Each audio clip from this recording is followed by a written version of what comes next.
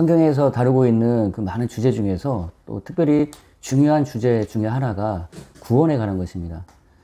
이 구원은 너무나 또 우리에게 중요한 것은 저 자신도 구원받아 하나님의 그 은혜와 나라를 이 땅에서도 경험하며 살아가다가 또 이 생애를 마치고 나서 영원한 세계에 하나님 나라 천국에 들어가서 주님과 함께 영원히 살기를 원하는 것. 그리고 나뿐만 아니라 우리 가족들도 또 이 세상에 사는 모든 사람들이 이 구원에 이르기를 원하는 것. 이것이 우리가 이 땅에서 살아가면서 교회 사역을 하고 복음을 전하는 이유 중에 또 하나이죠. 제가 아는 지인들이 이제 벌써 하나씩 둘씩 세상을 떠나는 것을 또 듣게 되고 또 가까이 있었던 그 선배들, 후배들, 또 지인들의 그런 친구가 이제 40대밖에 안 됐는데 벌써 암으로 세상을 떠났다 이런 얘기를 들을 때마다 느끼는 것은 바로 저 영혼이 정말 구원받았을까? 저 영혼의 그 영원한 정말 한 번 그 영혼의 세계에 들어가면 그것은 바뀔 수 없는 그런 실제인데 그곳에서 어떻게 그 영혼을 지내고 있을까? 걱정이 되는 것이죠. 사건과 사고가 끊이지 않는 이 세상 속에서 그렇게 사고 나서 세상을 뜨는 사람들마다 저 사람이 과연 예수를 알고 구원받았을까라고 하는 걱정과 고민이 항상 드는 거죠. 근데 제 마음속에 더 많이 또 고민이 되고 제 마음을 짓누르는 것 중에 하나는 교회를 다니고 있는데, 교회를 오래 다녔는데 제가 보기에는 저 사람 안에 예수가 없고 아직 구원이 없는 그러한 삶을 그냥 교회만 오가는 그러한 삶을 살고 있는 것으로 보이는 그런 사람들을 볼 때마다 그냥 종교적으로 교회만 오가는데 사실 그 안에 예수도 없고 그리고 믿음도 없고 그냥 교회를 다니고 있는 또 성경을 아는 그 지식 가지고 내가 갖고 있는 생각을 가지고 교회 생활을 하고 있는 만약 저 영혼이 저렇게 인생이 끝나서 과연 하나님 나라를 가지 못하고 죽게 된다면 어떻게 될 것인가 라는 고민이 너무나 많이 드는 것이죠. 제가 예전에 사역할 때도 교회가 큰 교회였는데 한 사람 한 사람 세상을 떠날 때마다 과연 이 영혼 안에 정말 예수가 있었을까라고 하는 고민을 참 너무 많이 했던 기억이 납니다. 이 구원에 관한 이 내용은 너무나 중요하지만 또 제가 이 짧은 시간에 모든 걸 다룰 수 없지만 제가 생각하는 한 중요한 진리의 그 초석들을 여러분들과 좀 나누려고 합니다. 많은 분들이 헷갈려하거나 명확한 그 기준과 지식을 갖추지 못하고 있는 것 중에 하나가 행함으로 구원을 받지 않기 때문에 우리가 은혜로 구원을 받고 믿음으로 구원을 받기 때문에 행함은 필요 없다라고 생각을 하는 경우가 많습니다. 또 다른 한편은 너무나 행함을 강조하다 보니 우리의 행위가 하나님의 수준에 이를 수는 없잖아요. 그러다 보니 구원의 어떤 확신도 은혜도 안식도 누리지 못하고 계속 뭔가를 행하지 못한 것에 대한 내가 가만히 있으면 안절부절 못하는 거예요. 뭔가를 행해야 뭔가를 행동을 해야 내가 신앙생활을 하고 있다라고 하는 또 한편의 또 극단의 삶을 사는 분들이 있습니다. 성경에 말하는 먼저 이 바울이 얘기했던 행함으로 우리가 구원을 받지 않는다고 할 때 먼저 우리가 알아야 될 것은 그 행함은 율법의 행위를 얘기합니다. 율법의 행위로 구원을 받는 그런 것을 얘기했던 유대주의자들에 대해서 바울이 복음을 전하면 우리가 믿음으로 은혜를 구원받는다라고 하는 이 복음, 예수 그리스도를 믿는 믿음과 은혜로 구원받는다라고 하는 이 복음을 전하게 되면 꼭 유대주의자에 와서 할례도 받아야 되고 모세 율법도 지켜야 된다라고 얘기를 했거든요. 그래서 그 율법의 행위로는 구원을 받지 못한다고 서신서에는 계속해서 강조를 했던 거예요. 그러나 야고보서에서는 또 뭐라고 얘기합니까? 그러니까 행함이 없는 믿음은 죽은 믿음이라고 하죠. 거기서 행함은 율법의 행위를 얘기하는 것이 아니라 예수 그리스도를 하나님을 온전히 믿는 믿음을 얘기하는 것이에요. 우리가 예수를 믿는 믿음으로 은혜로 구원받는다고 할 때 에베소 2장에는 은혜에 의해서 믿음으로 말미암아 구원을 받는다라고 얘기하고 있습니다. 거기서 말하는 은혜에 의해서라는 것은 하나님의 전적인 능력에 의해서 우리가 구원을 받는다는 얘기예요. 내 행위, 내 노력, 내 열심으로 예수님 없이 내가 뭔가를 지켜서 내가 뭔가를 이루기 때문에 구원받는다는 것이 아니라 은혜에 의해서 예수 그리스도로부터 주어지는 그분의 생명과 능력에 의해서 우리가 그 믿음으로 말미암아 구원에 이르게 된다는 거예요. 그 믿음이라는 것이 바로 뭐냐면 예수 그리스도와의 관계, 예수 그리스도와의 하나됨의 그 관계를 얘기하는 겁니다. 그 믿음을 통해서 우리가 그분이 주시는 능력으로 우리는 구원에 이르게 되는 것이지, 내가 예수 없이 내가 뭔가를 행해서 지켜서 내가 스스로 뭔가를 이루어서 구원을 이룰 수 없다라는 것을 얘기했던 것이에요. 이 행함과 믿음의 이 관계, 행함과 또 은혜와의 관계, 이 부분을 여러분 복음서에서도 예수님은 많이 말씀해 주셨습니다. 마태복음 22장의 혼인잔치의 비유에서 예수님이 천국은 마치 자기 아들을 위하여 혼인잔치를 베푼 어떤 임금과 같으냐 하면서, 이 임금이 자기 아들의 혼인잔치를 위해서 사람들을 보내서 초청해 오라고 하죠. 그때 어떤 사람은 밭으로, 어떤 사람은 자기 사업으로 하면서 그 초청을 거부하는데, 한 사람은 초청을 받아서 그 혼인잔치에 오게 됩니다. 그런데 그 사람이 예복을 입지 않고 온 거예요.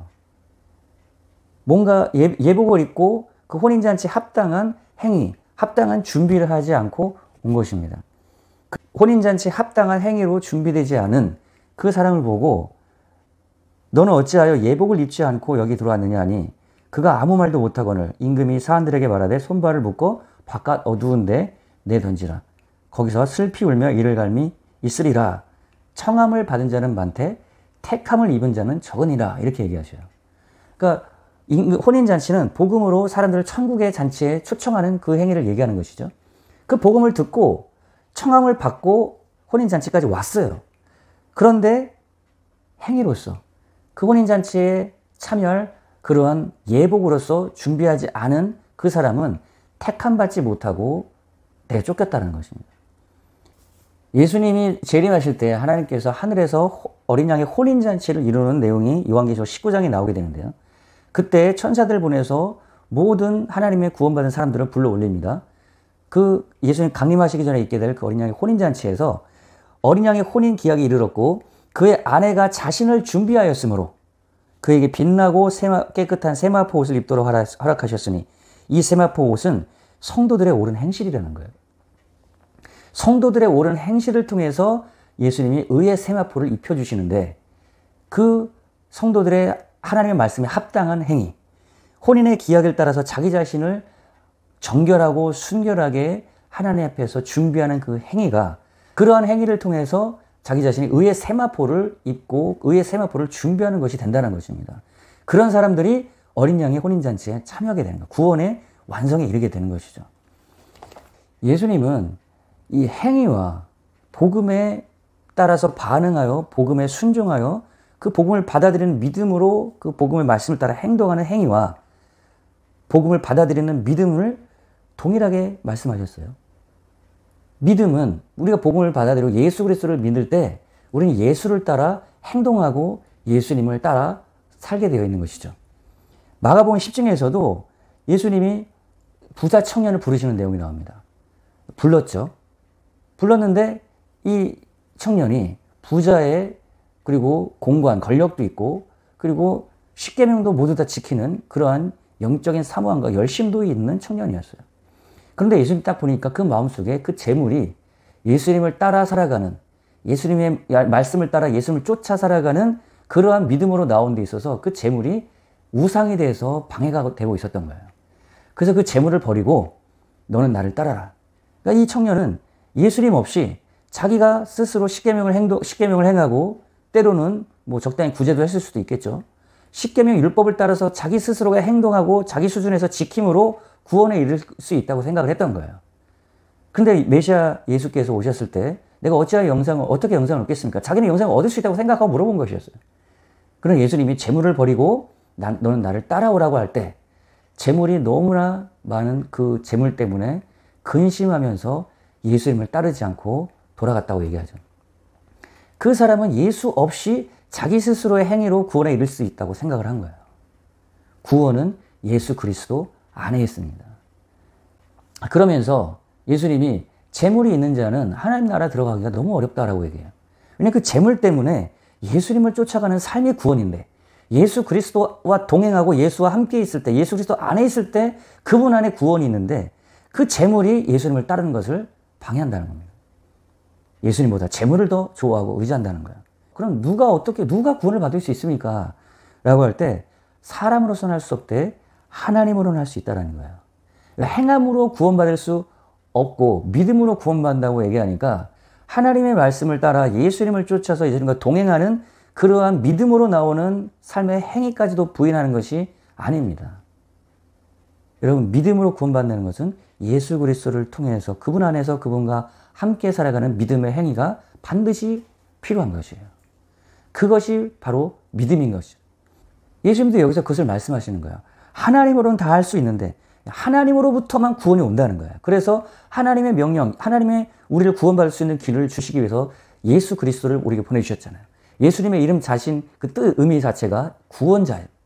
구원자 대신 예수 그리스도 우리가 하나 되고 그분 안에 거할 때 나를 떠나서는 너희가 아무것도 할 수 없다라는 말씀하신 것처럼 우리가 그분 안에 거할 때 그분을 온전히 따르고 그분과 하나됨을 이루며 살아갈 때 그때 우리는 그분으로 말미암아 구원을 얻게 되는 것이죠.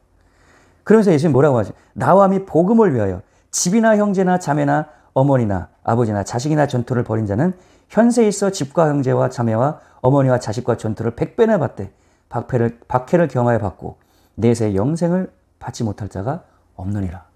왜 예수님이 여기서 행위를 얘기하셨을까요? 왜 전토로 그리고 가족들까지도 심지어 뒤로 한다는 것이에요. 버린다는 것은 가족들을 상관없이 살라는 얘기가 아니라 복음을 위해서는 예수를 따르는 지금 이 제자들의 상황에서는 그 부자가 재물 때문에 예수님을 따르는 걸 포기했잖아요.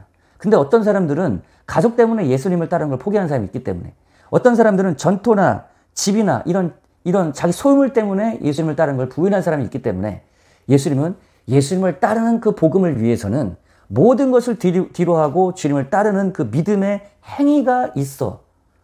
그것이 그 믿음의 행위가 있을 때에 그것이 구원에 이르는 길이라고 예수님 말씀을 하시는 거예요. 이것은 행위 구원을 얘기하는 것이 아닙니다.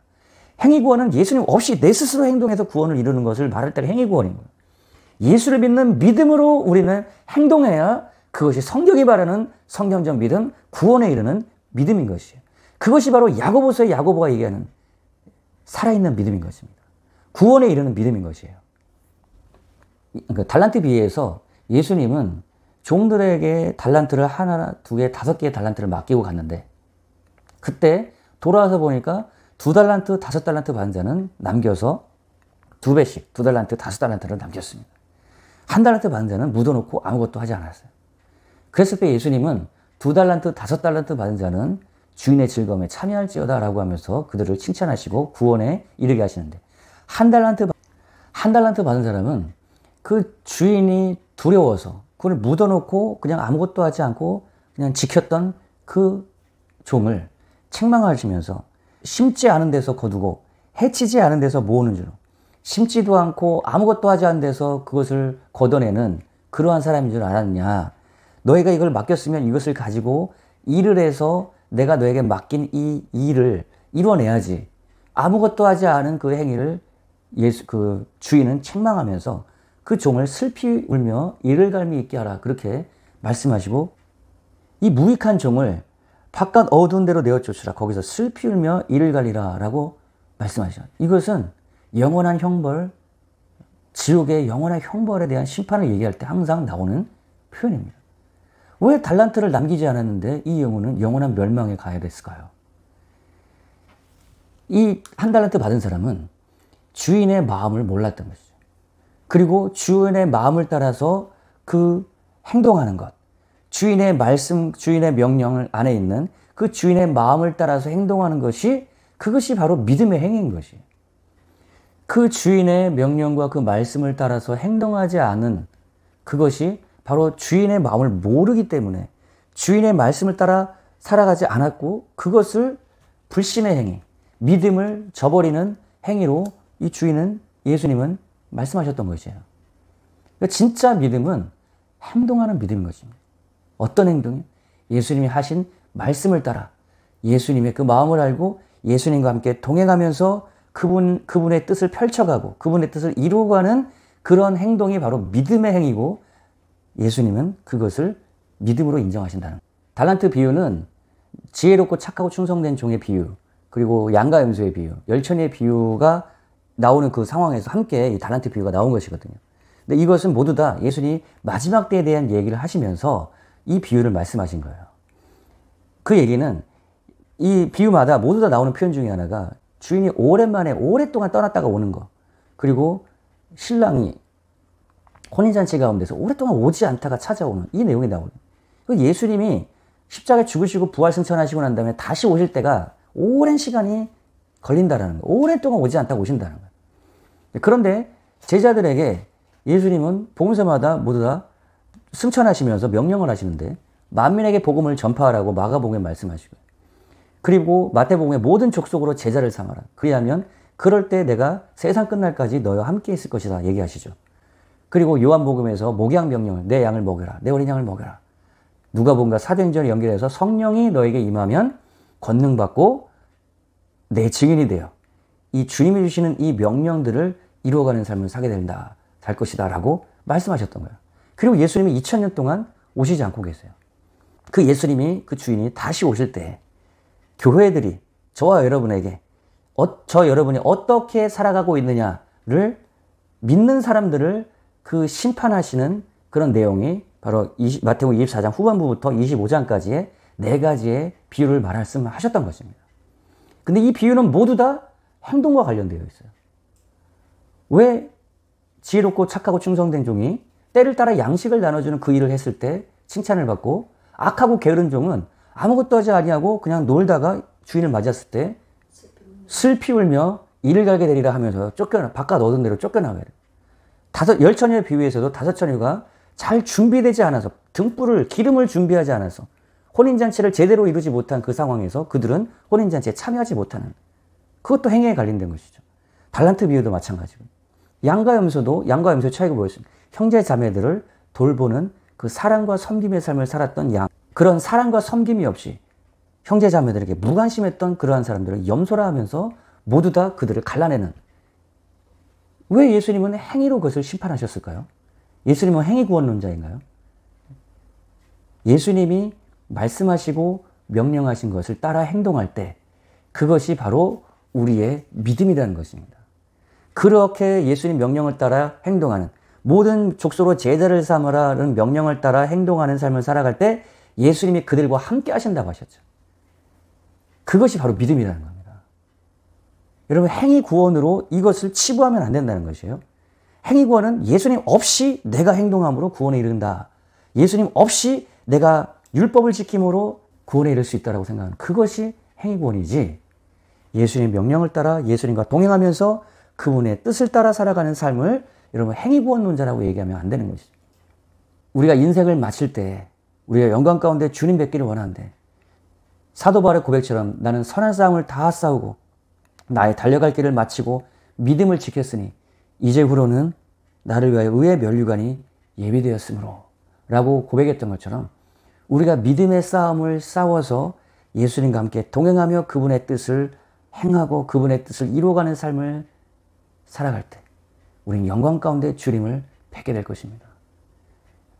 우리 시대에 예수님이 다시 오신다면 우리는 어린 양의 혼인잔치에 참여해야 되는데 그 신부들이 자기의 의의 세마포, 어린 양의 혼인잔치에 결혼하게 될 신부가 의의 세마포를 입고 주님 앞에 나아가야 되는데 그 세마포는 자기들의 옳은 행실을 통해서 의의 세마포를 준비한다는 거예요. 그 옳은 행실이 무엇이겠습니까? 예수님의 말씀을 따라 그 명령을 따라서 주님과 함께 동행하면서 살아가는 삶. 달란트 비유에서 주인의 그 명령을 따라서 달란트를 남겼던 그 종들처럼, 열처녀의 비유에서 기름을 준비하여 그 등불을 혼인잔치 내내 비칠 수 있도록 철저하게 주님 맞이할, 신랑 맞이할 준비를 했던 그 지혜로운 5처녀처럼, 양과 염소 비유에서 형제자매들을 돌보고 섬기는 그런 삶을 통해서 예수님이 양으로 인정해 주셨던 그러한 성도들처럼 우리의 삶이 주님 앞에서 합당하게 신부와 같이 정결하게 준비되어지는 믿음의 행위가 있을 때 우리는 영광 가운데 어린 양의 혼인잔치, 주님을 뵙는 영광스러운 혼인잔치에 우리는 참여하게 될 것입니다. 우리는 은혜에 의해서 믿음으로 말미암아 구원을 얻게 되고 구원에 이르게 됩니다. 우리의 구원은 전적인 하나님의 은혜입니다. 그 은혜라는 것은 하나님의 능력이라는 거죠. 하나님으로부터는 은혜의 그 능력으로 우리는 구원을 이루게 되는데 그 하나님의 은혜와 능력 안에서 살아가는 그 그 통로는 바로 믿음이라는 것. 근데 그 믿음은 예수님이 우리에게 말씀하신 그 말씀을 따라서 행동하는 믿음이라는 거예요. 그렇게 살아가려고 할 때, 예수님과 동행하고 예수님의 뜻을 따라 살아갈 때에 그분은 우리에게 은혜와 능력을 주셔서 성령으로 우리에게 권능을 주셔서 그 주님의 일들을 이뤄갈 수 있게 역사하시고 그분이 주시는 은혜, 그분이 주시는 능력으로 우리는 주님의 말씀과 그 뜻을 이루고 주님과 함께 동행하면서 우리 주님의 일들을 우리를 통해서 역사하시고 이루어가시는 주님의 일들을 우리가 이루어가다가 주님과 함께 영원한 하나님 나라에서 안식하게 된다는 것입니다. 성경 다음으로 많이 읽혔던 철로 역정에서도 그것을 너무나 존 버년이 잘 나타냈죠. 우리가 그 믿음의 길, 구원의 길을 주님의 말씀을 따라 주님과 함께 동행하면서 끝까지 우리가 완주할 때 우리는 영광 가운데 그 주님의 나라에 들어가게 되는데 저의 관심은 바로 여기에 있습니다. 우리 모두가 예수 그리스도 안에서 성령 안에 우리 모두가 예수 그리스도 안에서 성령으로 하나님의 나라를 누리고 그 하나님의 나라로 그 구원의 은혜를 누리면서 우리를 통해서 그 뜻을 펼쳐가시는 그분의 인도하심을 따라 주님의 일들을 펼쳐가고 주님의 일들을 이루어가다가 영광 가운데 우리 모두 다 주님 나라에 입성하는 그 구원의 완성에 이르는 우리 모든 성도님들 되기를 간절히 원하는 것이죠. 여러분 그리스도 예수 안에 성령으로 주시는 그 하나님의 은혜와 그 능력 안에 여러분 강하시고 그 은혜와 능력 안에 거하시고 주님과 함께 동행하는 삶을 사시며 하나님 주신 우리 지상 명령들 하나님 뜻들을 이 땅 가운데 펼쳐가다가 영광 가운데 주님 뵙는 여러분 모두가 되시기를 주님의 이름으로 축복합니다.